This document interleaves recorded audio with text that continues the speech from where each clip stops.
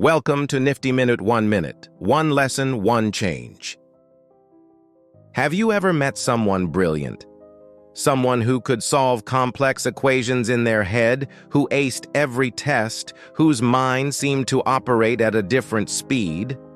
In our society, we celebrate this quality.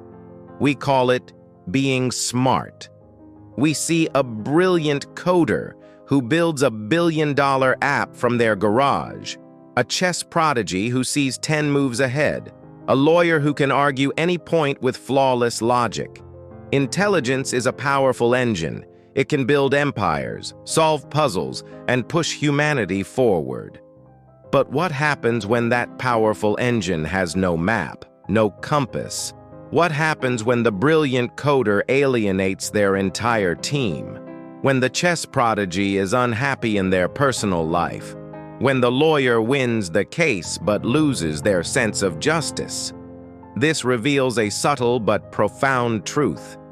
Being smart is not enough. There is another quality, a deeper, more elusive one, that truly governs a successful and meaningful life. It's the difference between calculating the odds and knowing when to walk away from the table.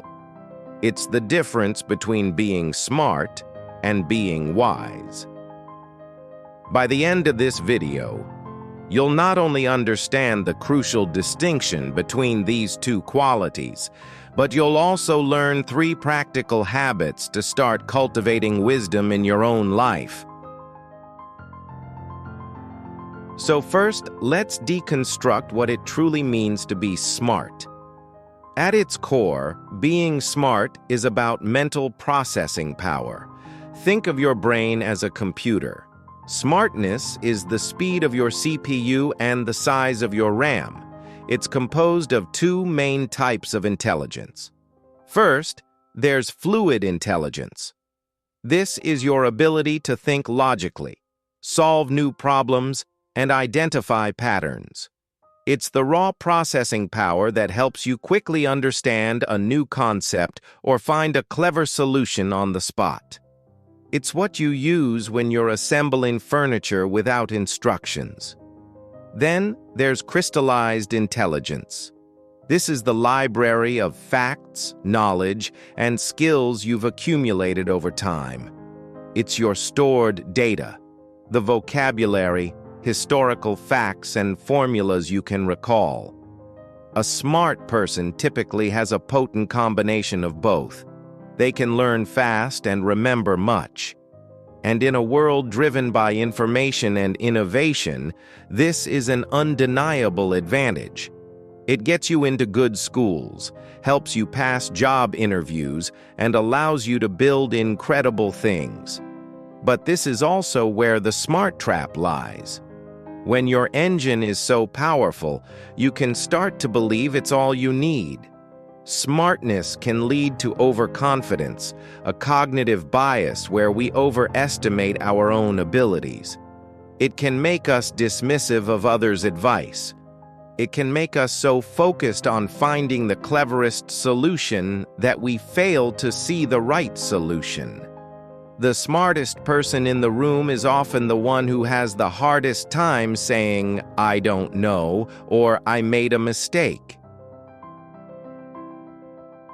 If being smart is the engine, then being wise is the compass and the map. It's not about how fast you can go, it's about knowing you're heading in the right direction. Wisdom isn't just about knowledge, it's about perspective.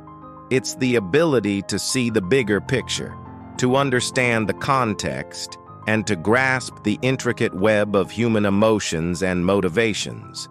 A smart person knows what to say. A wise person knows when to say it or when to stay silent. So where does wisdom come from? It's forged in a different fire. First, from experience, especially failure. Success teaches you a formula, but failure teaches you a lesson. Wisdom grows from the humility of realizing that your brilliant plan didn't work and having the courage to understand why. Second, from reflection. Experience alone isn't enough. Wisdom comes from the quiet moments spent processing that experience. It's the act of stepping back from the rush of life to ask, what did that mean? How did my actions affect others? What would I do differently next time? And third, from empathy. Wisdom requires us to step outside of our own logical framework and truly consider the perspective of others. It's the understanding that the most logically correct decision might not be the most right decision when human feelings are involved. The paradox of wisdom is that it often looks less impressive than intelligence. The wise choice might be to forgive instead of seeking revenge, to choose a simpler life over a more prestigious one, to admit you're wrong in an argument you know you could win. Wisdom is playing the long game. The good news is, while our baseline intelligence is largely fixed, wisdom is a skill. It can be cultivated. Here are 3 simple, actionable habits to start building your compass. First, practice daily reflection. Don't just let your days blur together. At the end of each day, take just 5 minutes to journal or simply think about 2 questions. What surprised me today? This question breaks your routine thinking and opens you up to new insights. What did I learn from one of my interactions? This shifts your focus from just doing to learning. This simple act of processing your day is the fertile ground where the seeds of wisdom grow. Second, practice active perspective-taking. Before making any significant decision, conduct a small thought experiment. Ask yourself, how would my 10-year-older self advise me to act? How would someone I deeply respect see this situation? What would the person who would be most affected by this decision want me to understand? This isn't about pleasing others. It's about expanding your own limited view to make a more informed and compassionate choice. And third, practice embracing I don't know. In a world that rewards instant answers, admitting uncertainty is a superpower. It shows intellectual humility. This week, challenge yourself to replace one quick answer with a thoughtful pause. Instead of immediately giving your opinion, try saying, "That's a great point. I need to think about that." This not only earns you respect, but also gives you the space to find a wiser answer, not just a smarter one. Being smart and being wise are not opposites. They are partners. Intelligence provides the options, but wisdom chooses the path. Intelligence builds the rocket, but wisdom ensures it's pointed at the right star. The brilliant programmer from our story could have had it all if they had used their wisdom to listen to their team.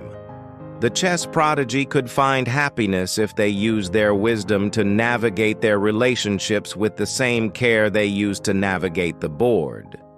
Ultimately, the goal isn't to choose one over the other. The goal is to integrate them, to use our intelligence to gather the facts and our wisdom to interpret their meaning, to use our smarts to solve the problem in front of us, and our wisdom to make sure we're solving the right problem. Because being smart might help you win the game of life, but being wise helps you choose the right game to play. And that journey, the journey toward wisdom, is the most meaningful one of all.